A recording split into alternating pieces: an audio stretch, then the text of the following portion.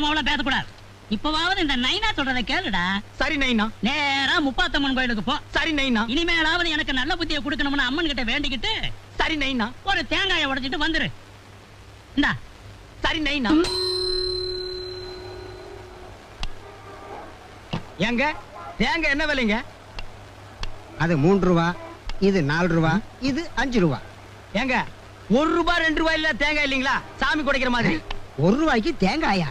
ஏயா நீ இதுவரையில உள்ள இருந்துட்டு வந்தியா? நான் உள்ள இருந்தது இவனுக்கு எப்படி தெரியும்? ஏங்க விலை தெரியாம விசாரிச்சுக்கிட்டு இருக்கியே. இப்ப எல்லாம் 1 ரூபாய்க்கு தேங்காய் பத்தாதான். அதெல்லாம் வசதியானவங்க உடைப்பாங்க. நீ பக்கத்துல இருந்து வேண்டிக்க போயா. சாமி உனக்கு ஒரு தேங்காய் கூட வாங்கி என்னால உடைக்க முடியலையே. நான் என்ன சட்னி இறக்கிவா தேங்காய் கேட்டேன்? உனக்கு உடைக்கத்தானே கேட்டேன்.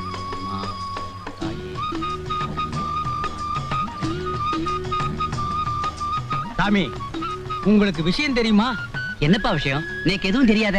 நேத்துக்கு ராத்திரி மெட்ராஸுக்கு வந்த தேங்காய் லோடுல 2 தேங்காயில பாம் இருக்கான். பாமா? அதான் சாமி வெடிகுண்டு. எவனோ வச்சுட்டானா. அது எந்த கடை தேங்காய்னு தெரியல. ஊரெல்லாம் ஒரே பரபரப்பா இருக்கு. இது ரொம்ப அநியாயம் சார், ரொம்ப அநியாயம்.